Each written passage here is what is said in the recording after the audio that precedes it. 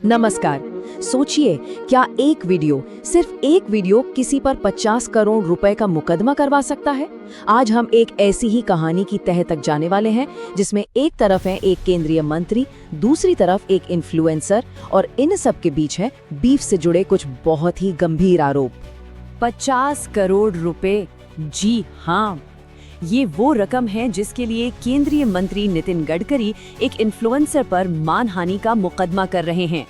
तो सवाल यही उठता है कि आखिर उस एक वीडियो में ऐसा क्या कह दिया गया था कि बात 50 करोड़ के मानहानि के मुकदमे तक पहुंच गई। चलिए एक एक करके इस कहानी की सारी परतें खोलते हैं। तो इस पूरे मामले की शुरुआत होती है एक इन्फ्लुएंसर के खिलाफ हुई एक बहुत बड़ी और सख्त कार्रवाई से। हुआ ये कि इन्फ्लुएंसर मुकेश मोहन पर एफआईआर दर्ज हो गई, उनका फोन तक जब्त कर लिया गया और ऊपर से 50 करोड़ रुपए का मानहानि का केस भी कर दिया गया। तो अब सवाल ये है कि वो वीडियो था किस बारे में? आखिर उसमें ऐसा क्या था जिसने इतना बड़ा कानूनी तूफान खड़ा कर दिया? देखिए, यहाँ एक बात साफ करनी बहुत जरूरी है। ये कहानी उस इन्फ्लुएंसर ने खुद नहीं खोजी थी। असल में उनका वीडियो द कैरावान मैगजीन में छपी एक बड़ी इन्वेस्टिगेटिव रिपोर्ट पर आधारित था। द कैरावान की उस रिपोर्ट का जो सबसे बड़ा और सबसे विवादास्पद दावा था, वो ये था कि गडकरी परिवार के व्यापारिक साम्राज्य के केंद्र में एक बीफ निर्यातक कंपनी है, और यही बात इन्फ्लुएंसर के वीडियो का मेन फोकस थी। तो चलिए अब जरा रिपोर्ट में बताए गए इन कनेक्शंस के कथित जाल को थोड़ा और करीब से देखते हैं और समझते हैं कि कौन किससे और कैसे जुड़ा हुआ बताया गया है। इस पूरे कथित नेटवर्क में 3 नाम बार बार सामने आते हैं। पहला, रूबल एग्रो एंड फूड्स, जो कि एक बीफ एक्सपोर्टर है। दूसरा, सीएन एओन एग्रो इंडस्ट्रीज, एक इथेनॉल कंपनी। और तीसरा, एक सहकारी बैंक। रिपोर्ट के मुताबिक ये कनेक्शन कुछ इस तरह से जुड़ता है। गडकरी परिवार की इथेनॉल कंपनी है सीएन एओन एग्रो, इसका लिंक जोड़ा गया है beef exporter company rouble agro से। अब सवाल है, ये लिंक बनता कैसे है? तो आरोप ये है कि दोनों कंपनियों में कुछ डायरेक्टर या तो कॉमन थे या रह चुके थे। इस कहानी में पहला सीधा पारिवारिक कनेक्शन जो बताया गया है वो ये है कि ethanol company CN aeon agro के मैनेजिंग डायरेक्टर नितिन गडकरी के बेटे निखिल गडकरी हैं। रिपोर्ट इस कनेक्शन में एक और परत जोड़ती है।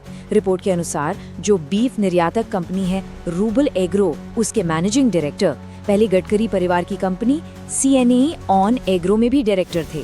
तो ये दोनों कंपनियों के बीच लीडरशिप लेवल पर एक कथित ओवरलैप दिखाता है। बात सिर्फ इतनी ही नहीं है, इन कथित संबंधों में एक फाइनेंशियल एंगल भी जोड़ा गया है। आरोप है कि रूबल एग्रो एंड फूड्स को एक खास सहकारी बैंक से बहुत बड़े बड़े लोन मिले थे, और रिपोर्ट के मुताबिक जिस सहकारी बैंक ने ये लोन दिया उसके बोर्ड ऑफ डायरेक्टर्स में नितिन गडकरी की पत्नी भी शामिल हैं, और ये इस कहानी में दूसरा कथित पारिवारिक कनेक्शन है। तो अगर इन सारे कथित कनेक्शंस को एक साथ जोड़कर देखें तो तस्वीर कुछ ऐसी बनती है। गडकरी के बेटे इथेनॉल कंपनी के एमडी हैं। इसी कंपनी का एक पुराना डायरेक्टर आज एक बीफ एक्सपोर्ट कंपनी का एमडी है, और इस बीफ एक्सपोर्ट कंपनी को लोन देने वाले बैंक के बोर्ड में गडकरी की पत्नी डायरेक्टर हैं।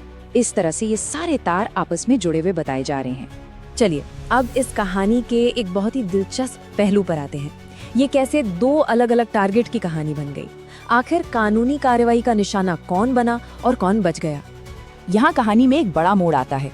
एक तरफ है इन्फ्लुएंसर मुकेश मोहन, जिन पर एफआईआर हुई, फोन जब्त हुआ और 50 करोड़ का मुकदमा भी हुआ। और वहीं दूसरी तरफ है द कैरावान मैगजीन, जिसने ये पूरी रिपोर्ट छापी थी, उस पर किसी भी कानूनी कार्रवाई की कोई खबर सामने नहीं आई है। और यहीं से एक बहुत बड़ा सवाल खड़ा होता है, कहानी को सिर्फ शेयर करने वाले इंसान को निशाना क्यों बनाया गया, लेकिन उसे असल में रिपोर्ट करने वाले पब्लिकेशन को क्यों नहीं? जिस वीडियो की हम बात कर रहे हैं उसमें इस पर एक अंदाजा लगाया गया है। कहा गया है कि शायद मैगजीन के पास जो बेहतर कानूनी संसाधन है वो इस फैसले के पीछे एक वजह हो सकते हैं। अब बात करते हैं इस मुकदमे के असर की और इस पर जनता की प्रतिक्रिया की, खासकर जब बात फ्री स्पीच यानी अभिव्यक्ति की स्वतंत्रता की आती है। यहाँ पर स्ट्रेसेंट इफेक्ट नाम का एक कॉन्सेप्ट एकदम फिट बैठता है। इसका सीधा सा मतलब है कि जब भी किसी जानकारी को दबाने या सेंसर करने की कोशिश की जाती है तो होता उल्टा है, वो और भी ज्यादा फैल जाती है। और खबरों के मुताबिक इस मामले में बिल्कुल यही हुआ है। जिस मुकदमे का मकसद वीडियो को दबाना था, उसी की वजह से ये कहानी लाखों और लोगों तक पहुंच गई। जिस वीडियो पर ये पूरा मामला बना, वो इस एक बहुत ही दमदार बात के साथ खत्म होता है।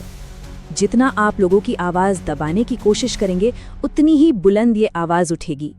तो आखिर में ये हमें एक बहुत बड़े सवाल पर लाके छोड़ देता है। किसी की निजी प्रतिष्ठा की रक्षा और बोलने की आज़ादी के बीच वो बारीक सी लकीर आखिर कहाँ खींची जानी चाहिए, इस पर सोचना वाकई बहुत ज़रूरी है।